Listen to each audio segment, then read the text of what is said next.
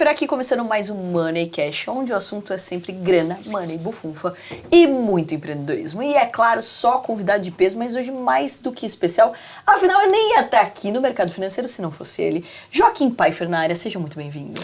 Olá, é um prazer estar aqui, acho que é o primeiro Money Cash que eu faço, hein? É verdade. Inclusive já chegou mandando em tudo, até invertemos a ordem aqui, ele sentou pra lá, eu sentei pra cá, talvez até mudar as cadeiras aqui. Mas Superstição. Chegando. Contando tudo sobre grana, money e bufunfa, senta onde quiser aqui. Kim, vamos começar falando bastante aqui pra galera sobre a perspectiva pro próximo ano. Já vamos deixar aqui a galera curiosa, porque 2024 tá chegando, é um ano também de eleições no Brasil, a gente tem muitos acontecimentos aí, tem aí a situação, a gente vem de pandemia, acontecimentos globais. O que esperar para 2024? O investidor brasileiro já pode esperar com otimismo, pessimismo? Como que ele deve estar preparando? Bom, com certeza acho que muito mais otimismo do que pessimismo, né? Porque o Brasil aí nesse último ano de 23 passou aí por uma restrição financeira muito grande em função de juros muito altos, né? Para o ano que vem é projetado aí que o Banco Central comece a manter o ritmo de redução.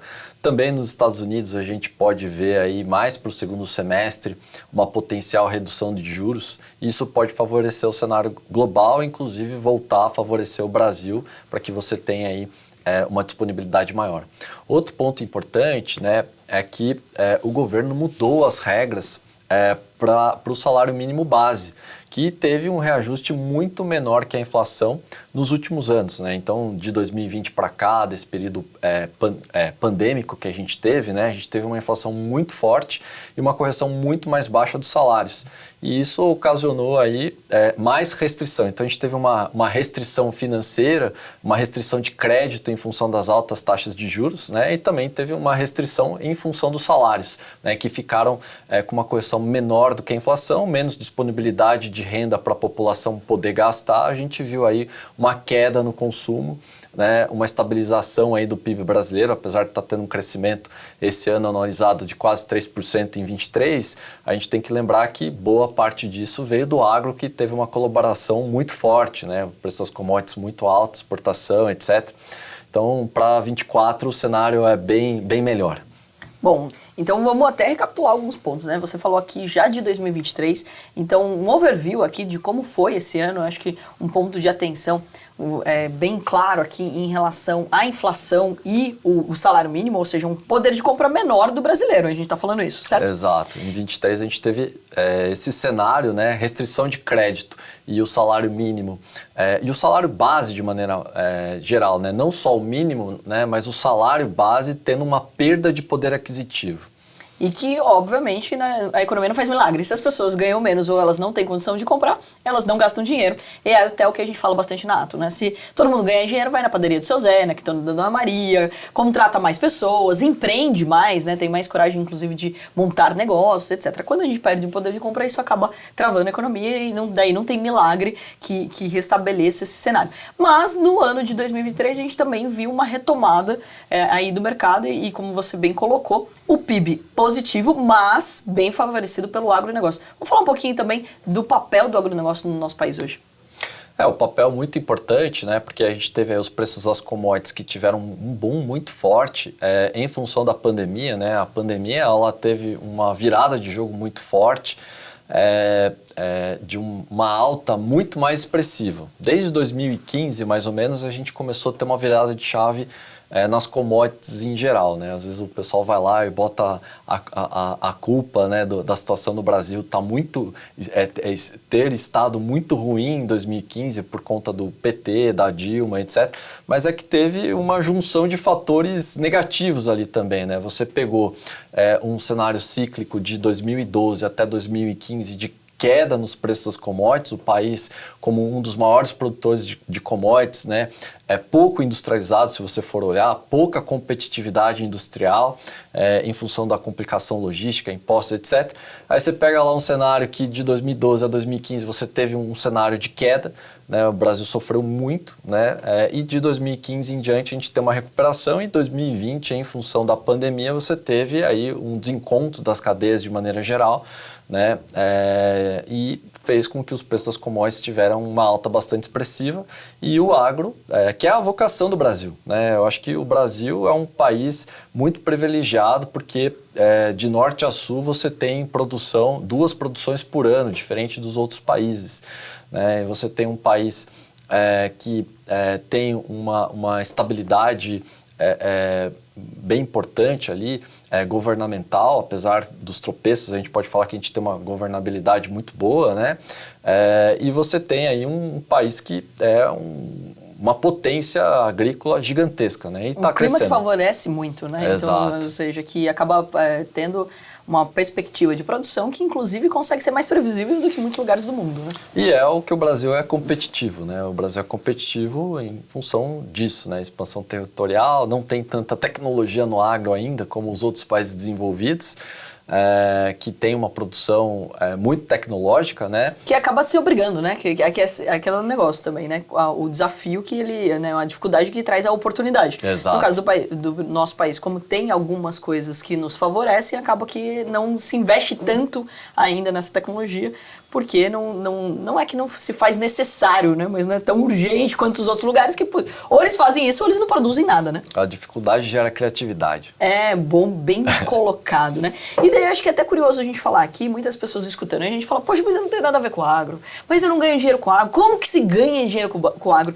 Eu acho que também é importante fazer um parênteses aqui, como o mercado financeiro também você pode se beneficiar do agronegócio, se você entende esses movimentos, né? Até brinco com todo mundo nas palestras, que a gente mesmo acabou ganhando dinheiro durante a pandemia, durante esse ciclo aqui, onde teve uma alta da taxa de juros, do dólar, né? A gente teve aí um mercado, como a gente está falando de um país exportador também, principalmente em agronegócio, que se favoreceu com isso, ganhando dinheiro com milho, soja, boi gordo e que, tirando nosso pai, ou seja, a gente não está na terra, né, Kim? Então, ou seja, uma oportunidade também para o investidor sempre estar de olho. Eu acho que assim, de maneira geral, as pessoas precisam entender que a economia, não só no Brasil, mas no mundo, ela é cíclica, né? Você tem momentos onde você tem taxa de juros mais baixas, taxa de juros mais altas, né? Nenhum país hoje desloca meio que sozinho. Só o Brasil, quando você pega num cenário pós-crise, Lehman Brothers, lá em 2008, né? Teve um cenário de devastação, né? Que o país não cresceu absolutamente nada, mostrando, né, o quão dependente é de commodities e o quão dependente é de exportação. Por quê? Até pós-crise Lehman Brothers, a gente manteve ali um câmbio relativamente estável, mais baixo. O Brasil foi perdendo competitividade industrial de maneira geral, né, e os preços das commodities estavam caindo. E aí, a partir de 2015 começou a virar um pouco essa curva, mas em 2018 a gente trocou a matriz econômica. O que é trocar a matriz econômica? A gente forçou uma taxa de juros baixa, né? A gente teve pela primeira vez uma taxa de juros no Brasil girando ali em torno de 4%, 3% real ao ano, né? Que é descontada a inflação, a taxa de juros no Brasil era 6,5%.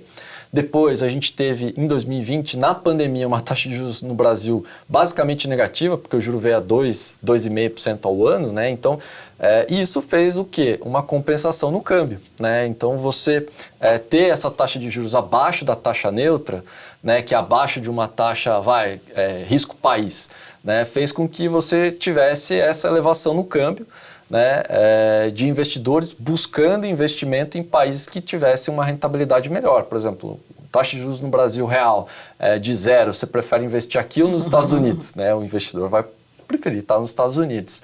E aí o que aconteceu? Você teve esse movimento, né, dessa troca dessa matriz. Essa matriz gerou, no meu ponto de vista, crédito excessivo, né, desde a pandemia, gerou uma reindustrialização, porque a gente vê o setor calçadista, o setor têxtil no Brasil renascendo, né? Pessoas que a gente conversa no sul, que é muito forte no ponto de vista fabril, né? Tendo segundo, terceiro, quarto turno nas fábricas, coisa que não acontecia desde 2003, 2004, quando o câmbio também estava nesse patamar de R$3, R$4.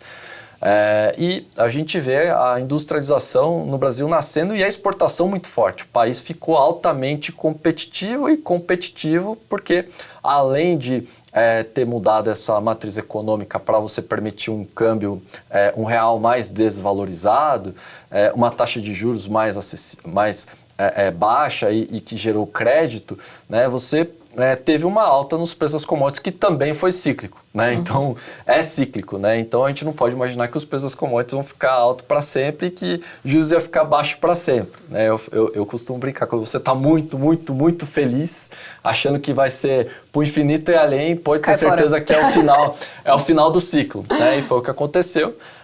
Com o juro no Brasil chegando a 13,75, o pessoal estava achando que mudou o cenário, né? Agora vai ser para baixo e para muito baixo, né? Kim, é quase como carreira, né? Assim, o cara que tá jogando muito bem já, tipo, chega um ponto no patamar dele e fala assim, melhor aposentar agora que eu tô no auge. Ou seja, vamos parar por aqui. E é até curioso que, né, estamos juntos há 18 anos no mercado financeiro, literalmente agora com 36 eu tenho 18 em cada perna, então a gente pode falar isso.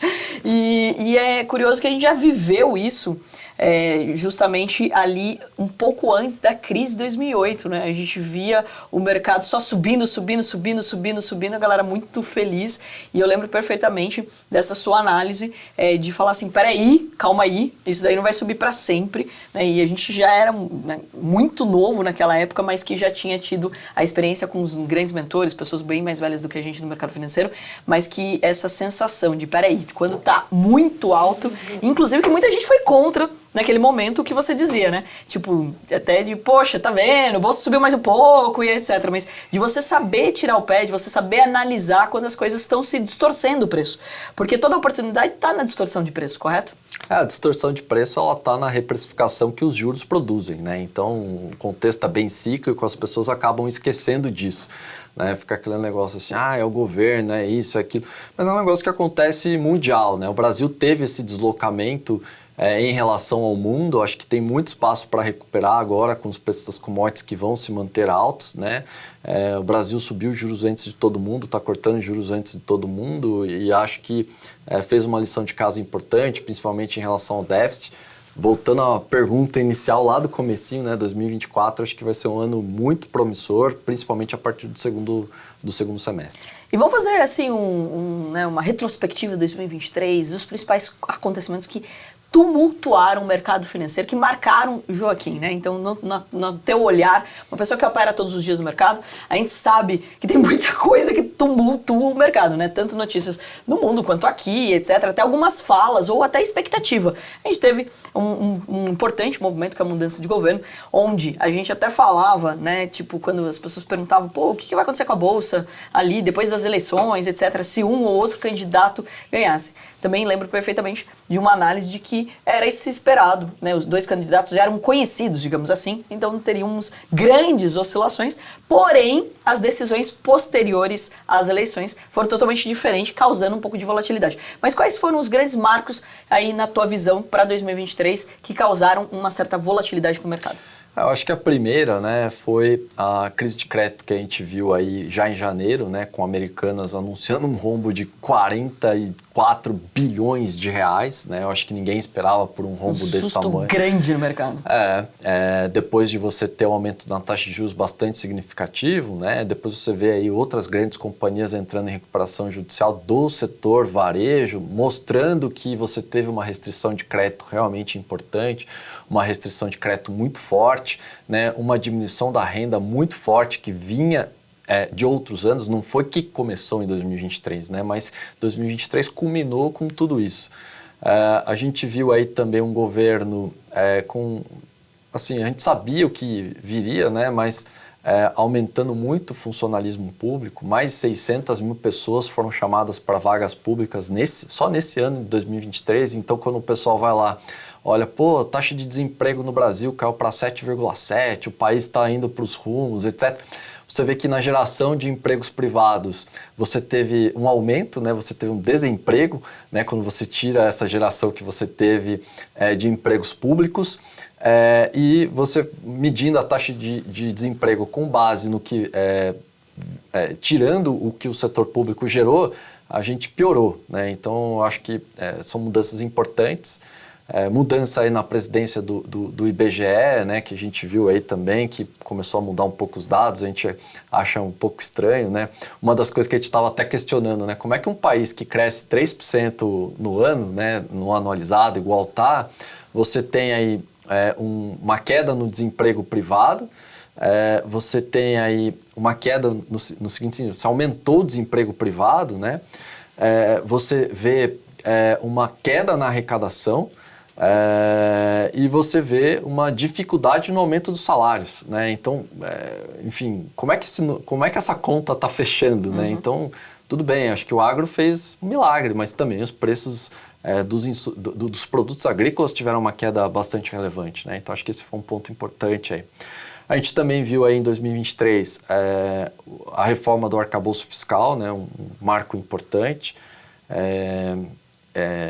Enfim, eu particularmente acho que foi positivo de maneira geral, principalmente porque a gente tinha um marco anterior que não foi respeitado nem pelo Bolsonaro, nem por qualquer outro governo, né? Então sempre tinha as exceções. Então talvez agora, se as regras ficarem um pouco mais claras, pelo menos você tem um pouco mais de visibilidade em relação a isso. E eu acho que um ponto importante aí que a gente está assistindo é a potencial reforma tributária, né, que aparentemente ela não é perfeita, mas eu acho que começa a seguir por um caminho de simplificação da estrutura brasileira, né? Vai demorar ainda, vai ser implementada lá em 31, 32, né? Mas provavelmente acho que são marcos importantes. De barbeiragem que a gente vê aí do governo de maneira geral, né? A gente pode falar assim, a gente até brinca, né? O amor venceu, Lula, etc. Eu não acho que teve um negócio assim, nossa, que negócio horrível, o mundo vai acabar por conta disso. Acho que são sempre coisas marginais, né? Acho que as pessoas esquecem que o Brasil é um país gigantesco, muito diversificado, que os empresários têm uma atuação política importante, né? E conservador. Eu acho que dificilmente a gente tem uma guinada importante, né? Eu acho que essa alternância de governo ela é importante para a gente olhar e olhar outros setores também, né? Eu acredito que nos últimos anos, aí, principalmente, o setor de educação tem sido cada vez mais marginalizado no seguinte sentido, né? Ele está esquecido, né? Apesar de você ter dificuldades grandes ali dentro do segmento, enfim, você não teve aí um incentivo de novo para as escolas voltarem a investir e a olhar, né? Quando a gente olha ali números, né? Inclusive voltando à aquisição que a gente fez, 30% da população brasileira não tem ensino médio completo, né? Então é algo realmente desesperador quando você começa a olhar esses números, principalmente com toda essa onda de tecnologia que existe para dar mais acessibilidade para as pessoas, né? 30% não tem ensino médio da classe de trabalhadores, né? Algo que você fala, é gente pra caramba, são 30 milhões de pessoas. E levando em consideração aqui que a gente está falando que tem sim vagas abertas, inclusive em vários setores e segmentos que a gente não consegue preencher.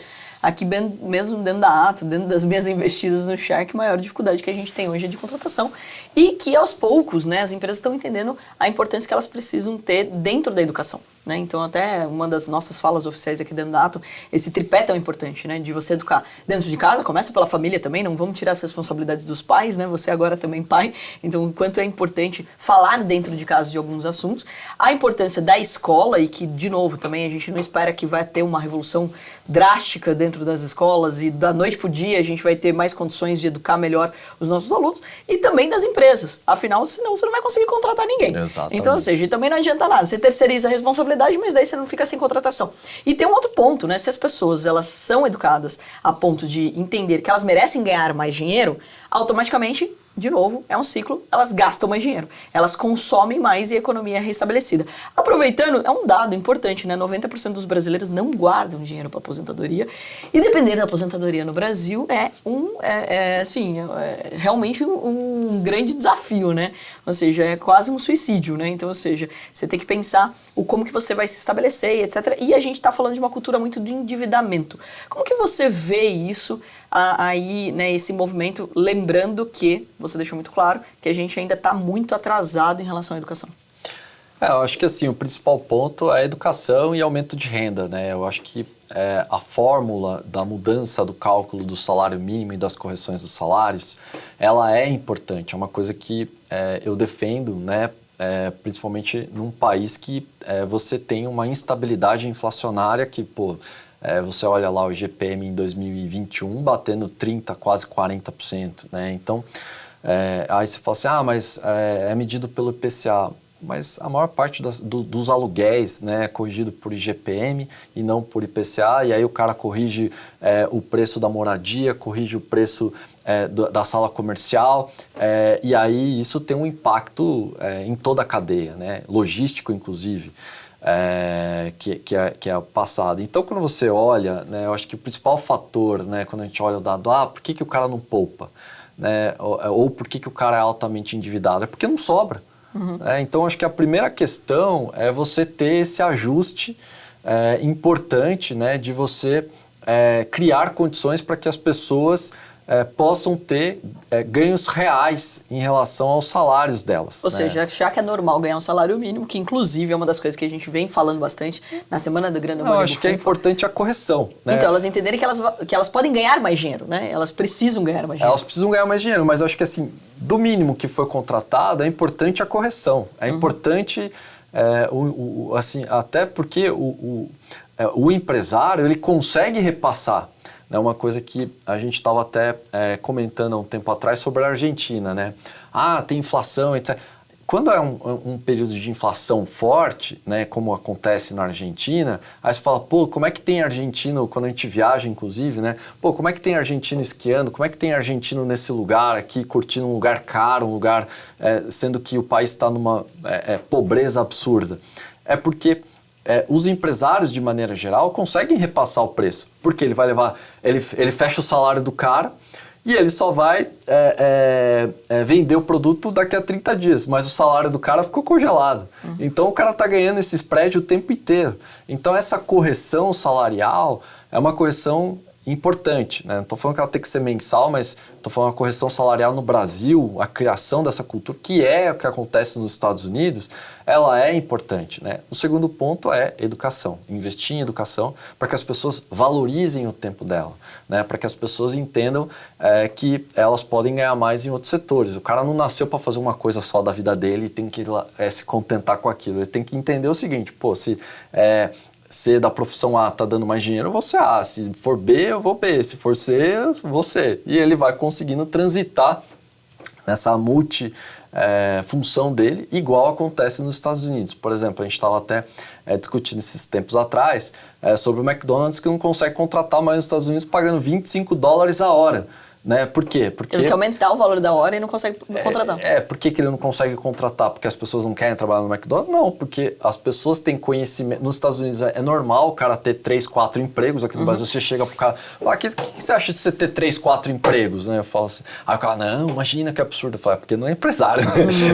o dono da empresa pode ter 4, 5, 6, 10 empregos, né? Mas o cara que está trabalhando não pode. Aí são fontes de renda, né? As pessoas que elas têm aquela imagem do emprego como se ele tivesse que trabalhar 10 horas em cada emprego, e daí a conta não fecha, ele não vai ter 24 horas trabalhando. Mas não é sobre isso, né? É sobre você ter várias fontes de renda e você usar de uma forma mais inteligente, né? E nos Estados Unidos, cada um tem 3, 4 fontes de renda, e aí o cara se dedica àquela que melhor se encaixa no estilo de vida dele. E que pague melhor, afinal, com tecnologia e com internet, hoje em dia você pode ser tudo o que você quiser. Exatamente. E daí entra um ponto, né? Você comentou aqui por cima sobre a nossa nova aquisição aqui dentro da Atom, o Sebrae. Então a Atom, ela sempre se posicionou na educação, somos apaixonados por educação. Eu lembro perfeitamente do nosso primeiro escritório, metade era para dar aula ali, montava e desmontava a cadeira, fazia parceria em café, em todo lugar que chamavam pra gente falar, falava. Por isso que, né, eu pelo menos, tô rouca de tanto falar até hoje, também tá perdendo a voz também. Então, ou seja, de tanto que a gente se importava em comunicar antes até das pessoas investirem, né? Então, assim, um movimento bem inteligente que você fez lá atrás, quando a gente estagiava em Campinas, apresentar um projeto educacional, falar, gente, ninguém vai investir na bolsa e não entender sobre bolsa, né? A gente não vai mudar da noite pro dia, não é convencer, mas educar para que essas pessoas, elas se convençam que é importante para elas. E agora a gente está num movimento muito importante, que sai só do digital, vai também pro presencial e aumenta o leque, né, de cursos, de treinamentos, para que a gente ajude as pessoas a se profissionalizarem, que é a nossa grande bandeira. Grana, money, bufunfa, fazer as pessoas ganharem dinheiro, terem mais qualidade de vida. Então, conta um pouco desse movimento junto ao Sebrae. Bom, é um movimento que, acho que a gente é apaixonado por educação, né? A gente sempre comentou sobre isso. E eu acho que sair um pouco dessa bolha de mercado financeiro, que às vezes a gente fica preso na bolha de mercado digital, etc., né? E ir mais para a economia real. E tava todo mundo falando o tempo inteiro de agora o digital vai explodir, o digital vai explodir, e eu olhava para aquele negócio e falava assim, pô, mas acho que não, né? Não é isso que a gente está olhando quando a gente fala com as pessoas de maneira geral, né? E aí eu acho que o Sebrae tem uma capilaridade gigantesca, está em 20 estados, 80 cidades, né? E a gente vai ter um plano de expansão muito forte aí para 2024, com multiprofissões, né? Então tem profissionalizante de administração, tem profissionalizante de farmácia, informática, entre outros, né? Porque ninguém mais está fazendo, né? Então a gente começa a olhar que as pessoas, isso daí é velho, né? As pessoas nem usam mais. Pelo contrário, né? Quando você vai realmente na maior parte da população, a maior parte não tem noções básicas administrativas, não tem noção básica de atendimento, não tem noção básica de vendas, não tem noção básica de como liga um computador, usa as ferramentas do computador. Por quê? Porque as pessoas foram direto para o celular, muitas dessas pessoas, né? Essas pessoas não tiveram acesso ao computador. Então, é impressionante quando você olha, né, o quão é importante essa capilaridade de se investir em educação, porque muitas das coisas que são básicas estão sendo esquecidas. Então, acho que a grande oportunidade do Sebrae é um pouco disso, né, dessas oportunidades desses cursos tradicionais, e levar a modernidade para ele, construindo uma base bem feita. Aí sim você coloca educação financeira, você coloca trading, você coloca profissões que têm alto rendimento e alta performance, você aproxima os dois mundos. Complementa, né? E que eu acho que é algo essencial que a gente consegue fazer aqui, de trazer esse olhar digital, né? O olhar do mercado financeiro, a educação financeira, porque afinal todo mundo vai lidar com dinheiro aqui. Ninguém vive de permuta, né? Então vamos deixar isso muito claro. E no caso de também nós termos a chance de nos aproximarmos ainda mais do aluno. Porque, queira ou não, o brasileiro adora o presencial, né? Tipo, tanto que assim... Não, o brasileiro é o mundo. Mas assim, no caso do Brasil, a gente tem um problema de disciplina. Isso já é fato. Afinal, se as pessoas tivessem disciplina, a academia não dava lucro. Porque todo mundo se inscrevesse na academia, frequentasse, essa conta não ia fechar, não ia caber. Então a gente já sabe que a gente tem uma certa dificuldade em relação à disciplina.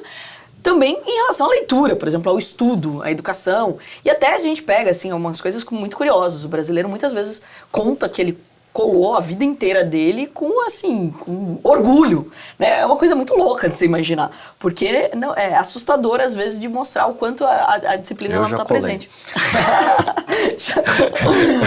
Eu já colei. Eu passei cola. Tem dois tipos de pessoa: a pessoa que tem medo de colar, que é o meu caso, e é esse caso. Eu já colei, já passei cola. As duas coisas. Não, mas brincadeiras à parte, eu acho que é importante de dizer que a gente tem essa questão da disciplina, e daí quando você vai para o presencial, ele ajuda na disciplina, porque você tem uma obrigação de frequentar o horário e etc, que às vezes a rotina acaba atrapalhando. E a comunidade. Acho que o ponto principal é a comunidade, né? Porque hoje, cada vez mais digital, né? Onde as pessoas se encontram de fato, onde as pessoas se veem, trocam ideia, né? Então, acho que a escola é um ponto importante. Então, acho que a questão do Sebrae, né, para que as pessoas... Essas amizades, né? Os seus grandes amigos, se você pensar onde que você conheceu eles. Na escola. Você pode até conhecer uma pessoa online, né? Mas é legal quando você encontra, né? Eu acho que o ponto ali... Apronta junto, passa cola junto? O ponto do Sebrae, um outro ponto alto, né? Que eu acho que é uma coisa que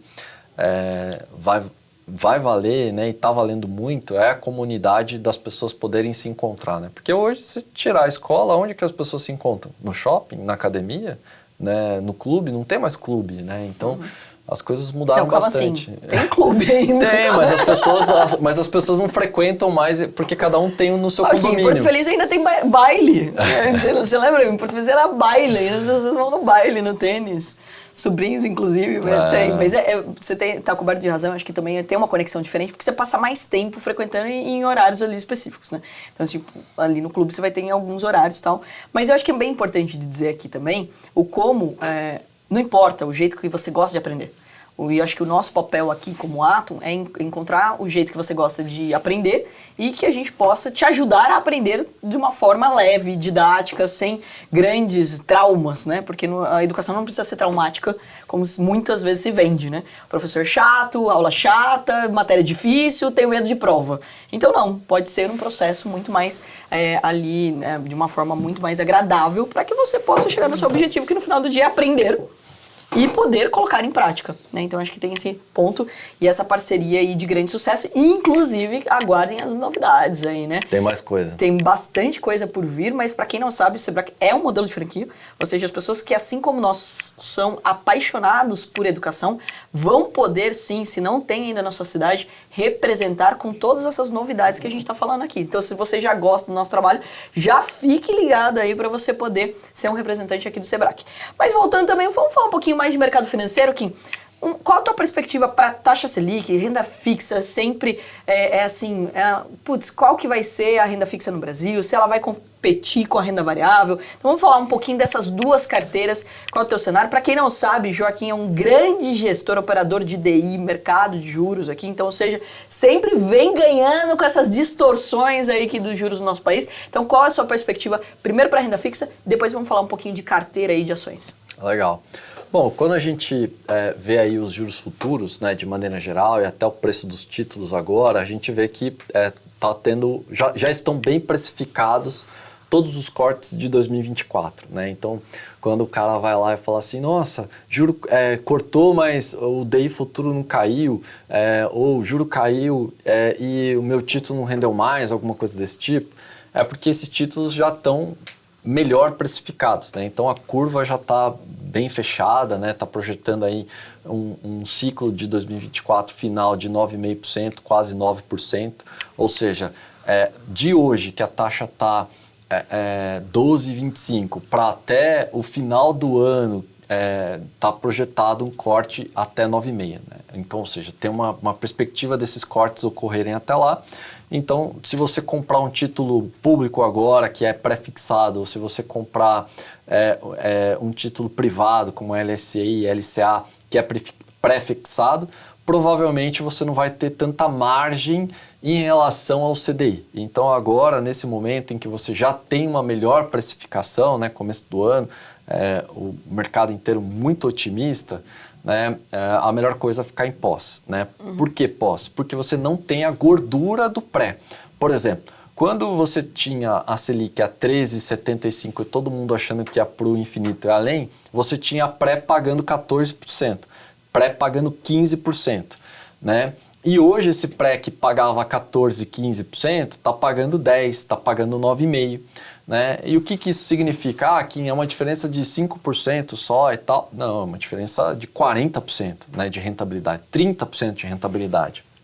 Então as pessoas precisam entender que agora o risco no pré-fixado, né, por essa taxa estar muito justa e muito bem precificada, é forte. Então tem que fugir de título pré, que é aquele que você já sabe quanto você vai receber no final. Porque digamos que aconteceu um problema nos Estados Unidos, ou alguma crise, ou mais uma crise mundial, e você tem um estresse financeiro no mundo, né? Aí as taxas podem voltar a subir. Não é o planejado para 2024, né? A gente vê aí que já passou o pico de juros nos Estados Unidos, já passou o pico de juros no Brasil. Então, provavelmente, num pós-fixado, você vai ter uma rentabilidade melhor com risco menor ao que está acontecendo. Outra coisa que estava na moda, né? Títulos indexados à inflação. Né? Muita gente comprou título indexado à inflação depois que a inflação já subiu, né? E a inflação está mega controlada.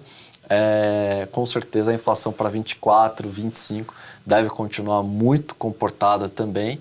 Então eu acredito que títulos de inflação de curto prazo também não estejam com uma gordura importante. Mas o médio e longo prazo que está pagando títulos médio e longo prazo, né, acima de 5 anos, 6 anos, que está pagando inflação mais 6, inflação mais 7, esses títulos são bons, porque se você pega uma média brasileira de PCA quase nunca foi menor do que 4, a gente está falando que é um título que vai render juro real, né, de 6 a 7% ao ano. Pô, juro real de 6 a 7% ao ano é ótimo, né, não é ruim. Então, com certeza, uns títulos mais longos de inflação fazem mais sentido. Então fica fora de pré, inflação mais longa e títulos curtos pós-fixado para 2024, que com certeza vai ter uma rentabilidade melhor. Para a Bolsa no geral, né, acho que Bolsa também teve uma precificação bastante positiva. Tem alguns ativos específicos que continuam baratos, né?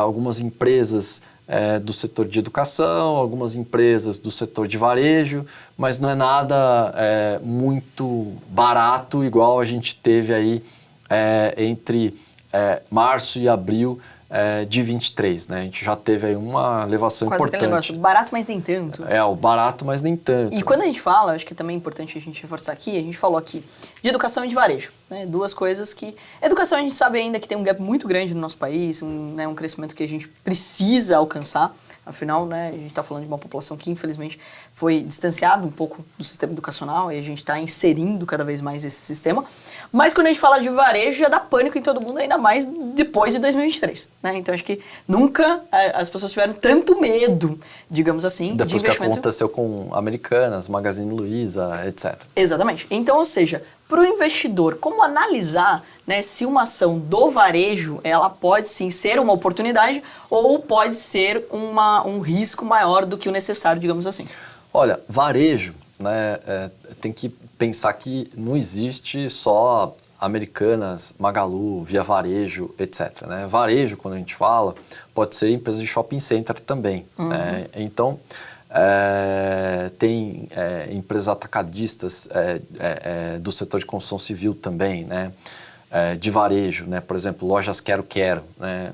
Varejo, né? Então, é muito grande varejo, né? Então, as pessoas precisam entender o seguinte, varejo, de maneira geral, é o cliente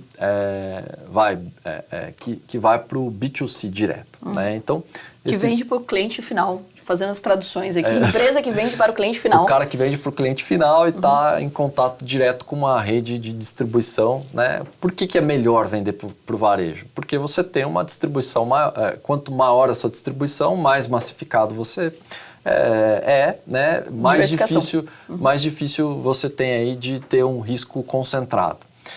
Quando você pega o cenário que a gente estava brincando, né? No final é tudo cíclico, né? A gente está tendo aí queda na taxa de juros. Queda na taxa de juros aumenta crédito, né? Então aumentou o crédito, os bancos vão correr um pouco mais de risco, as pessoas vão ter um pouquinho mais de dinheiro disponível, elas vão gastar um pouquinho mais, onde elas gastam mais? Varejo. Varejo que eu falo, vai no shopping gastar. Vai nas lojas, gasta. O brasileiro sabe fazer isso com maestria. Aumento da renda, né, que está tendo essa revisão das correções dos salários, que é crescimento do PIB mais inflação, né, para você ter um crescimento real dos salários. Também é positivo. Né? Então, você vai ter um aumento significativo a médio e longo prazo ali, mas que já começa no ano que vem, um aumento real melhor dos salários. Né? Então, quando você começa a ter um aumento real dos salários, também você tem uma perspectiva melhor para varejo. Então, tem duas alavancas muito fortes para 24, né? Que é você ter uma taxa de juros melhor, né? Uma taxa de juros que projeta aí 9,5% no final do ciclo de 24, e você tem aumento de renda. Né? Então, esses dois cenários, qual é o primeiro impacto? Que é o que mais sofreu nos anos anteriores? Educação e varejo. Simples assim. Né? Então ninguém vai consumir mais energia. Compra empresa de energia elétrica. Ninguém vai consumir mais energia elétrica. Mas a economia é melhorando, vai precisar de mais energia, demanda, etc. Não, pessoal, a energia está meio que contratada, transmissão também, é por disponibilidade. O pessoal às vezes confunde transmissão com geração. É uma puta bagunça, né? Então eu falo, já que você não vai buscar algum tipo de investimento, né? Eu acredito que o setor de varejo e o setor de educação deve ter uma performance melhor. E quando eu falo varejo, empresas varejistas, né, bancos varejistas, né, shopping center, construtoras que são voltadas para esse público de maneira geral. Então, a empresa, a bolsa, ela tem multissegmentos. Né? Então, as pessoas podem escolher essas melhores empresas para investirem. Caso ela se eduque para isso. Caso ela não eduque para isso, a melhor coisa que ela tem que fazer é investir num fundo de investimento. Né? Vou comprar fundos de investimento que fazem isso de maneira profissional. E que é uma ótima forma de quem está nos acompanhando aqui hoje começar seus investimentos, né? Então, um fundo de investimento tem um gestor, que é o seu caso, né? Tem uma certificação para ser um gestor, então não é qualquer pessoa, pelo amor de Deus, não conheça o vizinho e começa a investir na bolsa, manda dinheiro para ele, fala para ele cuidar dos seus investimentos, que não é assim que funciona. Então, tem que ter uma certificação. Esse também é um ponto bem importante da educação, né? Nunca a gente falou tanto dos profissionais do mercado financeiro. Então, hoje a gente está falando de 3% da população investidora conquistando, né, entrando mais pessoas, também abrem mais vagas para todos esses profissionais. Gestor, analista, broker, trader, como nós temos aqui, e que são muito bem remunerados, né? Tem que lembrar isso também, que dinheiro gera dinheiro, né? Então, a pessoa que faz você ganhar dinheiro vai ser muito bem remunerado. E o que faz um gestor? Ele vai analisar por você dentro, é claro, de uma tese de investimento. Então, o fundo, ele permite isso, né? Então, eu quero investir em ações, não entendo nada, você pode entrar num FIA, né, que é um fundo de ações, para que você comece a investir. Assim como você pode também ter um fundo em dólar. Hoje é muito acessível o mercado, né? Não tem mais desculpa. Com 100 reais você pode investir em qualquer uma dessas coisas. Mas quando a gente fala um pouquinho até de ações, Joaquim, você citou aqui sobre os bancos varejistas. E banco sempre acaba estando no radar do investidor de uma forma até mais conservadora. Afinal, durante a pandemia, a gente viu ali o agro descolando, mas os bancos faturando mais, pagando bons dividendos, etc. Na sua perspectiva, 2024 continua na carteira? Faz parte do conservadorismo, digamos assim, do investidor brasileiro ter bons bancos dentro da tua carteira? Com certeza, né? Principalmente também alguns novos bancos que vêm tendo uma penetração muito grande, né? Fazendo com que Bradesco e Itaú percam aí uma parte aí do segmento, né? O bolo ficou muito grande, muito concentrado, e isso gerou oportunidades que estão sendo exploradas por outros bancos, né? Como o BTG, por exemplo, que anda tendo um crescimento gigantesco aí todos os anos. Que entrou forte no varejo, né? Que até então não estava também posicionado no varejo. Então, quando você olha, com certeza um segmento que tende a continuar tendo um crescimento muito forte. Maravilha. Bom, e vamos falar um pouquinho mais de mundo aqui também, vamos falar um pouquinho dos Estados Unidos, sempre é uma referência pra gente, obviamente, porque maior mercado, né, quando a gente fala de mercado financeiro. O que você acha também do desempenho das ações, como que você vê também o mercado americano para o próximo ano? Eu acho que é um pouco na contramão do mercado brasileiro, né, porque nos Estados Unidos eles aumentaram juros agora, né, devem ter uma desaceleração do crescimento nos próximos anos, né, o déficit fiscal lá está cada vez maior, gigantesco, e bom, desde que eu estou no mercado financeiro, lá em 2005, eu escuto que isso uma hora vai estourar, mas com juros altos no patamar que a dívida está também, né, do tamanho do déficit, eu acho que isso pode realmente trazer empecilhos para que a taxa de crescimento que os Estados Unidos tenha experimentado ao longo desse tempo tenha uma diminuição, né? Então, apesar de ser muito diversificada, ter se protegido e blindado bastante, acredito que a economia americana vai ter uma desaceleração um pouco maior, né? As ações das empresas já não performaram bem esse ano, não vão performar, acho que em 2024 tão bem. Acho que o Brasil está ganhando ali por WO do mundo, né? Porque quando você vê Estados Unidos com aumentos nas taxas de juros, alguns problemas ali importantes, né? Europa numa situação decadente já há tanto tempo. Outros países emergentes, todos eles envolvidos em algum tipo de guerra, né?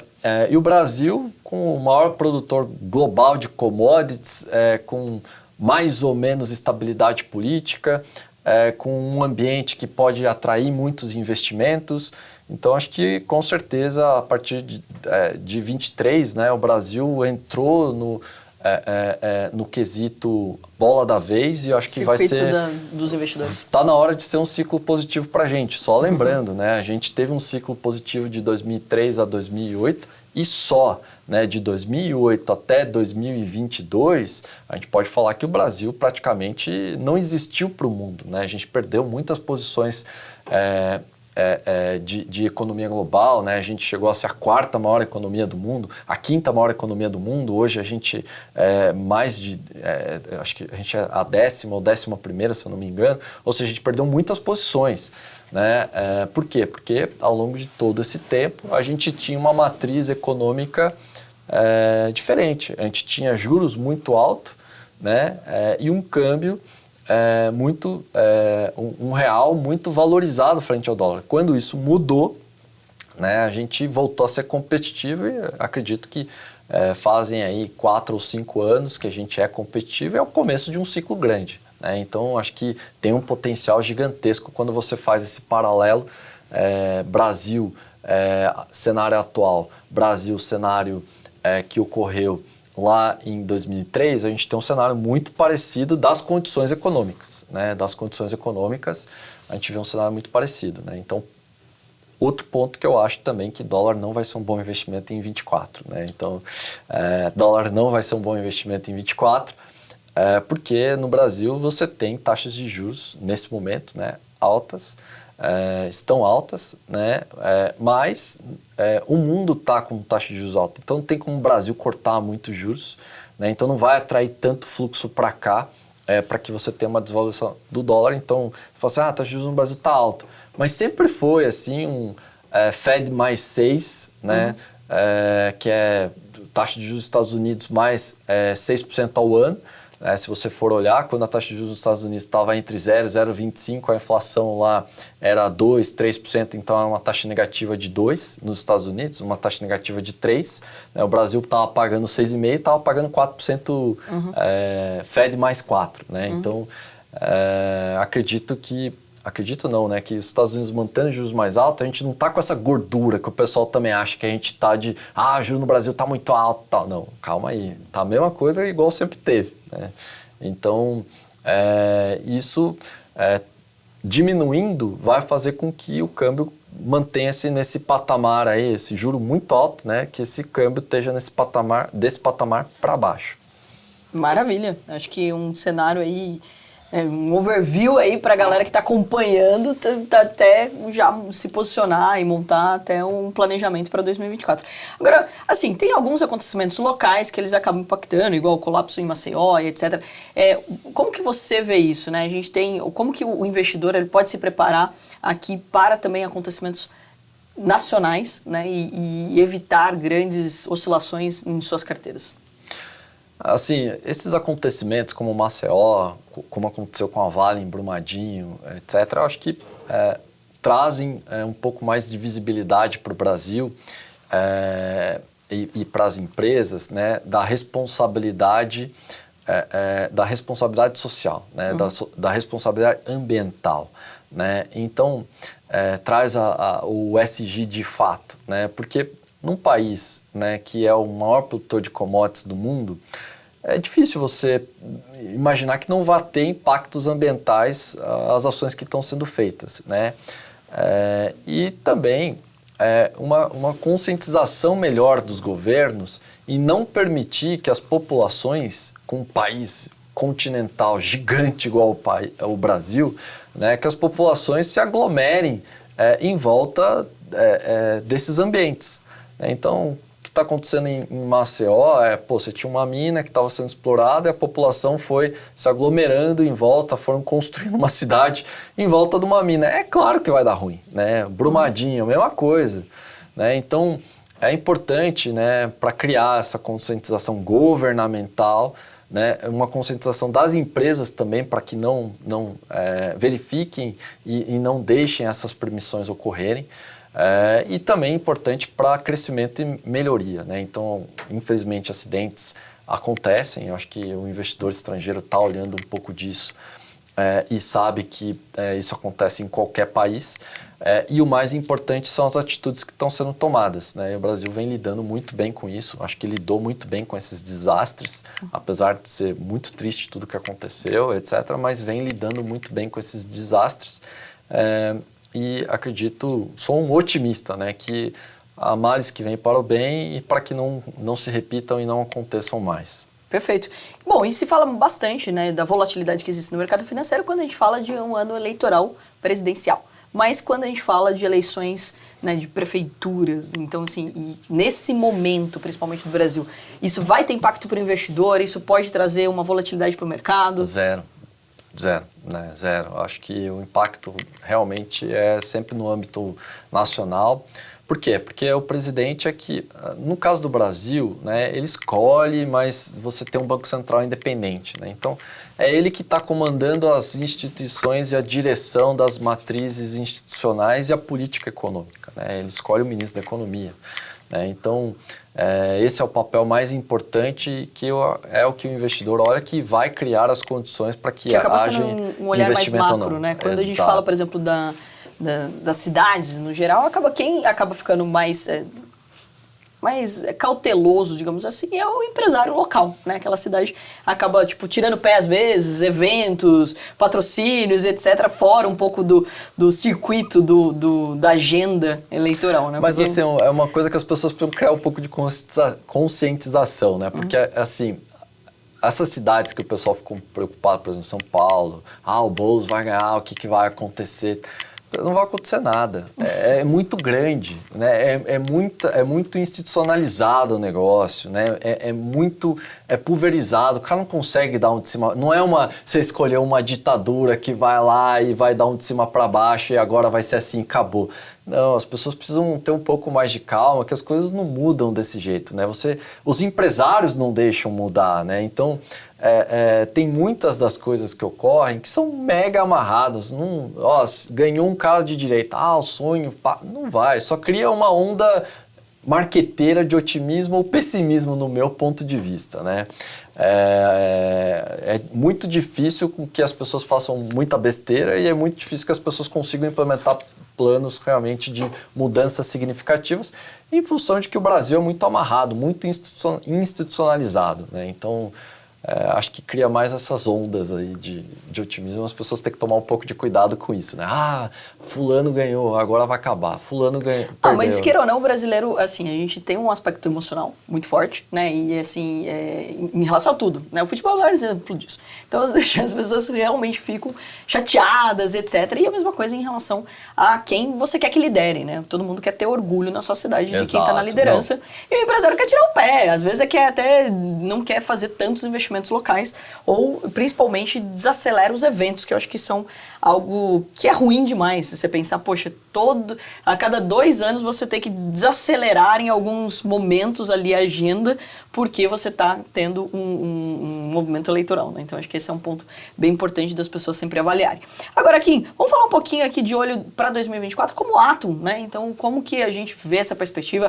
Temos essa grande novidade que, né, demorou, a gente conseguiu encontrar o parceiro certo, já era uma vontade muito grande nossa aqui de ter um braço a mais, assim, em relação a treinamentos profissionalizantes, a estar no presencial, ter esse modelo de franquia bem feito, né? Também reforçando aqui, parabéns ao Sebrae, 13º ano consecutivo, premiado pela BF, ou seja, uma empresa muito sólida, competente, que visa, que valoriza o franqueado, que também a gente sabe que é um grande desafio, né, quando a gente fala do modelo de franquia.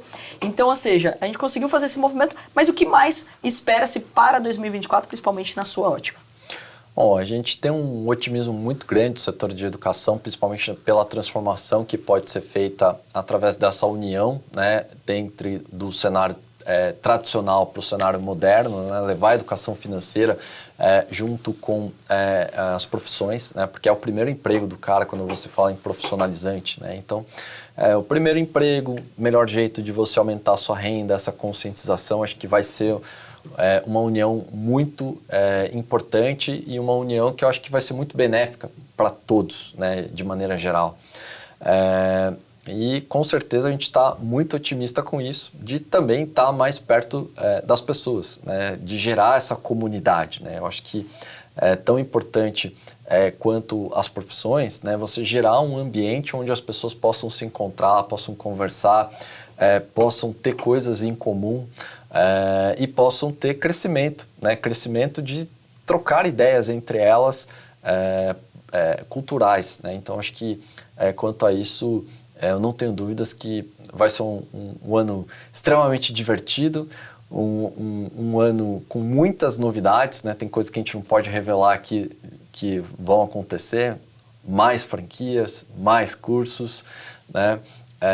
mais informações. Mais diversão, mais mais conteúdo leve. E, inclusive, vamos aproveitar aqui, fazer uma retrospectiva de Joaquim Pfeiffer em 2023 aqui na Atom. Porque nós tivemos aqui quadros interessantíssimos, que a criatividade desse ser humano vai além da minha compreensão aqui, pessoal. Muita coisa bacana, inclusive a primeira delas no âmbito pessoal, aquela coisa maravilhosa, fofa demais, que é a Maria, né? Então, ou seja, mudou aqui a rotina do Joaquim já com o pai. Já foi ano passado. Não, é um ano aí de Maria aí junto com a gente, tipo, mudou a rotina esse um ano aqui? Eu acho que não. Eu acho que a minha rotina já era bem tranquila, né? já era tranquila? Já estava preparado para ser pai mesmo? Eu já estava. Eu sempre fui muito tranquila, então acho que a rotina muda um pouco, mas acho que muda várias percepções, né? Coisas que você quer e cuidados que você passa a ter, né? Então acho que são importantes aí, né? Mas de maneira geral acho que muda sempre para melhor tudo. Com certeza. Agora, e os quadros novos, né, que a gente teve aqui e que tá tendo, né, dois bem diferentes. Você foi de como se eu fosse... como se eu fosse, não, como que é? Se eu fosse presidente. Um quadro bem importante aqui, né, a gente tá falando de dois bem diferentes, por isso que eu falo da criatividade aqui de Joaquim, porque um é se eu fosse o presidente, todo formal, terno e gravata e tudo mais, falando e não entrando na questão política, partidária, digamos assim, mas pelos questionamentos, pelos debates, né, que precisam ser feitos, temas que precisam ser falados. E daí você vai pro outro lado totalmente contrário, que é algo mais despojado, dinâmico, etc. E conta desse novo quadro que você vai lá provocar as operações se dão certo ou não. É legal, né? Acho que são dois quadros bem antagônicos, né? E o legal, né? É tipo Silvio Santos, né? Como é meu, eu faço do jeito que eu quero. Mas brincadeiras à parte, a ideia do primeiro quadro foi levar um pouco de discussão para as pessoas sobre matérias importantes, né? Que as pessoas às vezes ficam, quero que fulano ganhe, ciclano ganhe e tal, mas não tem uma pauta. Qual que é a pauta para a educação? Qual que é a pauta para a saúde? Qual que é a pauta para a infraestrutura? Então a ideia foi levar um pouco dessas pautas de ideias que eu acho que a maior parte das pessoas deveria, né, se preocupar, né? Eu até vi uma entrevista legal do Rogério Ceni lá do Bahia, né? Então, que ele estava no Bahia, que teve uma manifestação dos torcedores, os caras entraram, invadiram o vestiário, xingaram o jogador antes do jogo, né? E tiveram uma cobrança mais afrontosa, né? E ele perguntando, né, mas você acha que isso ia mudar e tal? E é um lazer, né? Futebol é lazer, né? Um jogo de futebol. E pode ter certeza que o jogador de futebol, de maneira geral, né? Ele sofre com isso, porque se o time cai para a Série B, ele ganha menos, ele fica marcado com aquilo, é ruim. Ninguém faz algo ruim porque quer, né? Mas situações ruins acontecem, né? E ele até faz uma reflexão, eu gostaria que as pessoas cobrassem os políticos igual cobram no futebol. É uma reflexão. Bom ponto. É um bom ponto, né? As pessoas vão lá, manifestam, picham o muro, igual aconteceu com a Leila do Palmeiras, né? Ela investiu pra caramba no time e aí quando a situação tava ruim, os caras picharam, foram lá nas lojas fazer manifestação, etc. Então por que as pessoas não fazem isso lá em Brasília quando o cara toma uma decisão ruim no setor de educação, saúde, etc. Né? Então a ideia do programa, de maneira geral, era trazer um pouco dessa reflexão, que é uma reflexão que o pessoal do futebol está trazendo, né? O Abel Ferreira fala o tempo inteiro nisso, né? Então, eu acho que é um ponto bastante importante. Feliz com o Abel? Muito. Pergunta que não quer calar, como foi o seu ano 2023 sendo palmeirense? Continua sendo, desde que o Abel chegou, né? Eu acho que são 12 títulos, não dá para reclamar. 12 títulos. 12 brasileiros, né? Acho que ele ganhou 9, alguma coisa assim. Não, e interessantíssimo. Tanto que eu já nem sei quanto é. Perdeu a conta já. Não, mas e até um movimento bem interessante, né? Uma pessoa que recebeu propostas incríveis agora, de ser a pessoa mais bem paga, inclusive, dentro do segmento dele, do setor dele, e que falou, não, vou continuar aqui, né? Pensa o seguinte, você deixaria a Atom para ir para uma outra empresa, já que é um negócio que você construiu, que você fez, etc., por dinheiro? Não. É propósito. É isso aí. É propósito, né? Então acho que esse é o ponto. E o segundo quadro, acho que foi legal, foi o Sacada, né? Que a gente começou com um jeitinho mais conservador. E aí a gente resolveu testar as estratégias das pessoas. E lembrando que o Sacada de Trader é antigo, hein? Assim, o nome Sacada de Trader, né? É um programa que ele foi se reinventando, se modernizando, então ele já teve vários formatos e agora assim, inovou totalmente, né? Total. Tomei um susto, galera, quando ele me mandou. Não, mas ficou legal, com a touquinha, óculos escuro, disfarçado, né? Disfarçado, ninguém percebeu que é ele, ninguém sabe que é ele. Não, mas o legal é que a gente fez um formato diferente. Mudou até o tom da voz. Qual foi ali. o formato? Hoje você tem muita estratégia disponível na internet, né? Sim. Todo dia nasce um influencerzinho novo, testa essa estratégia, cruzou aqui, compra, ganha dinheiro. Aí vai um monte de pato, né? Noob, né? Que é o que eles chamam hoje, que é o cara que está começando em alguma coisa, né? No videogame, etc. Ele tá muito moderno, noob. Você tá com os termos, Já assim. é velho o noob. É velho? Já é velho. Eles Vamos usam perguntar pra quem tem 19 anos ali, ó. O noob ainda existe? Existe. Existe? Não, sim, ainda não, usa o mais ou noob? menos. Tem um termo novo pra noob? Não? Ah, então é então é noob novo. ainda, então é novo. Então, eu jogo Fortnite, né? Então o pessoal chama eu de noob. Né? Ah, entendi. Os menininhos de 8 anos que me matam, eles me chamam de noob. Chegou Peraí, a você tá tiozão jogando noob. com a galera de 8 anos? Não, Como se manter jovem? Jogue videogame com a galera de 8 anos, pronto. E quando eu ganho, eu ainda fico tirando sarro deles, até chorar. É até legal. Joaquim continua sendo o mesmo desde que porque ele fazia isso com meu sobrinho. Coitado, meu sobrinho. Bom, e aí tem um monte de estratégia na internet, e é uma coisa que a gente sempre fala, né? Você já viu advogado formado no YouTube? Não. Você já viu médico formado no YouTube? Graças a Deus, não. Então, eu falo assim, você tem trader formado no YouTube? Também não. Então tem um monte de gente que fala, eu vou assistir um vídeo no YouTube e vou virar trader, né? Então, e aí a gente começou a ver um monte de gente publicando essas estratégias. Então, o que a gente faz lá no Sacada? A gente vê a estratégia que o cara postou, né? As configurações, etc. E a gente testa, mostrando, isso aqui funciona, isso aqui não funciona. Né, para mostrar para as pessoas, dar um pouco de consciência, né? E aí a gente preferiu fazer isso de um jeito um pouco mais despojado, né? Vai ser um strong gain ou big loss? Eu chamo ele de uma pessoa corajosa. Joaquim é polêmico, adora. Inclusive, quando teve uma grande influenciadora aí de educação financeira falando abobrinha, ele fez uma live dando todos os insights. Eu falei, meu Deus do céu, é hoje que eu tô frita aqui respondendo. Mas eu acho que bem importante que quando você sabe do que você está falando, você tem a obrigação de falar, né? Você tem a obrigação de educar. Também quando você pega e você fica quieto, né? No tamanho da exposição que a gente tem hoje, né? Você está sendo conivente com a situação. Ponto.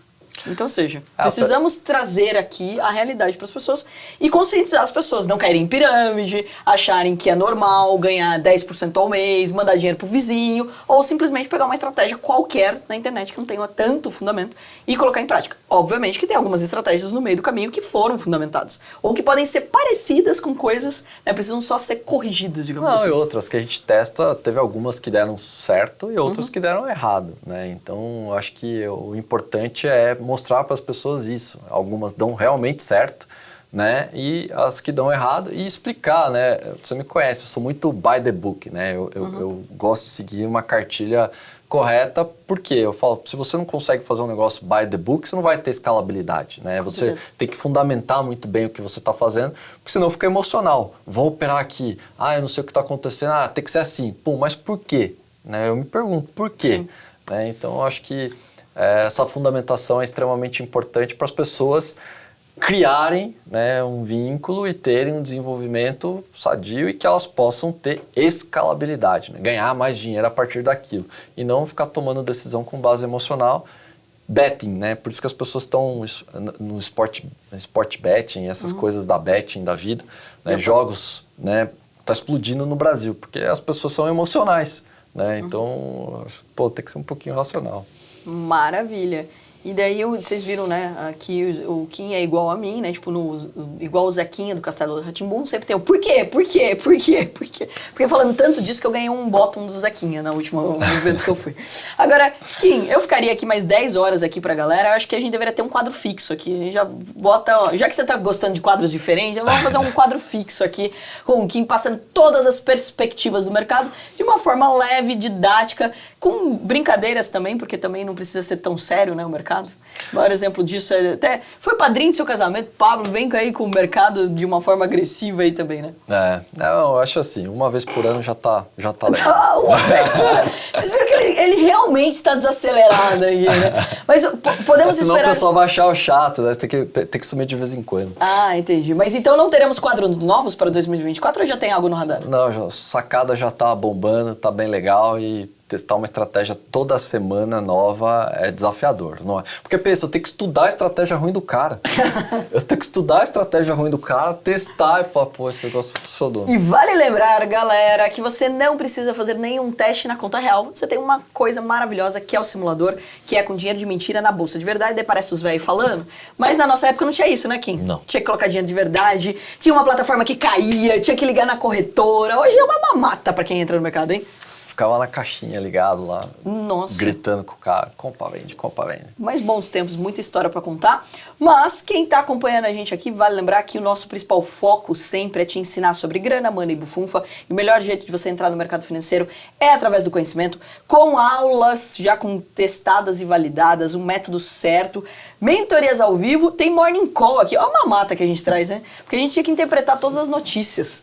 Aí as pessoas ficavam todas, né, tipo, dando bug na cabeça, assistindo o jornal, não entendendo nada. A gente tem um morning call, que inclusive acaba arrasando aí, porque independente se você for operar diariamente, é uma forma de você se atualizar, né, de você saber o que está acontecendo no Brasil e no mundo de uma forma didática, prática. Olha, isso daqui é terrorismo, estão falando demais e não vai acontecer nada. E isso daqui realmente é importante para você tomar uma decisão no viés econômico. Além das salas de operações, sala ao vivo, mentoria, ou seja, mamata para quem quer aprender hoje, né? Não, o engraçado, né, que a gente está com 368 horários disponíveis, né, em 365 dias no ano. Isso porque tem dias que são 2 vezes ao dia, né? À tarde e à noite. Lembrando que de sábado e domingo a gente não está ali, né? Porque, tipo, o mercado não abre. Então, ou seja, até quando me falam assim, nossa, o mercado é muito estressante. Mas, gente, mas o mercado não tem hora extra. Ou seja, fechou, acabou. Então, ou seja... Não, é estressante para quem opera com base emocional, né? Que é uma coisa que é o que... Assim, não é porque eu sou palmeirense, né? Mas o Abel fala muito em mentalidade, que as pessoas são muito emocionais, né? O cara vai lá e se emociona com algumas coisas, né? Ele até justificou que ele é europeu, por isso que ele não é tão emocionado. E aí o pessoal já começou, não, isso é xenofobia, preconceito contra o povo brasileiro. Mas a realidade é você entender o contexto, né? Não precisa ser europeu para você ser racional. O ponto é esse. Não precisa ser tão frio, não precisa nascer na Alemanha para você ser tão frio. O americano é extremamente racional também. Mas daí a cultura em relação ao dinheiro, e que também influencia em qualquer coisa. Exato. Porque, queira ou não, o dinheiro é a representação dos números. E nada mais racional do que números. O número não tem emocional. Então, ou seja, você colocou emocional no número, não tem como, né? Então, ou seja, ele é aquilo. Ele não vai mudar. Então, acho que de uma forma prática, a cultura de países que levam em consideração a relação com o dinheiro de uma forma mais saudável, tendem a ter um perfil de tomar decisão mais racional. Então, acho que é um pouquinho de estudar mais a cultura. Bom, como eu falei, eu ficaria aqui mais 10 dias, então vamos deixar aqui o gostinho de quero mais, para o Joaquim voltar mais do que uma vez ao ano. Então escrevam nos comentários aqui, volta Joaquim, para ele aparecer mais vezes aqui no nosso deixa ficar de boa. Vocês me veem no Sacada direto. Vão também lá no Sacada, mas daí não é comigo aqui, entendeu? Essa troca aqui. Uma vez por semestre. Uma vez por semestre, tá bom, vai. Já começamos a ganhar alguma coisa, gente. Quem não chora no mama... Dobrou a meta. Já dobrou a meta. Escreva aí nos comentários o que vocês acharam, quais insights vocês tiveram nesse Money Cash e principalmente o que vocês vão colocar em prática. Porque não adianta nada a gente ficar aqui mais de uma hora falando se vocês não colocarem em prática e mudarem as suas vidas. Mais uma vez, Kim, muito obrigada. Não só pela aula que você deu aqui pra gente, mas pelos 18 anos que eu sou só sócio e você ensinando tanta gente, mudando o nosso país. Boa, eu que agradeço estar aqui pela sociedade e pelo programa, que é a primeira participação, né? Então tô estreando aqui, ó, tava louco pra participar. Show de bola. Louco pra participar, vai ter que voltar mais do que 2 vezes ao ano, então tá tudo resolvido aqui. É isso aí, galera, espero que vocês tenham gostado, compartilhe com o maior número de pessoas, que é através da educação que a gente muda o nosso país. E é claro, me ajuda, escreve nos comentários quem será meu próximo convidado ou convidada. Ficou mais difícil agora, eu sei, mas escreve aí e não esquece de nos acompanhar em todas as redes sociais e eu te vejo no nosso próximo Money Cash.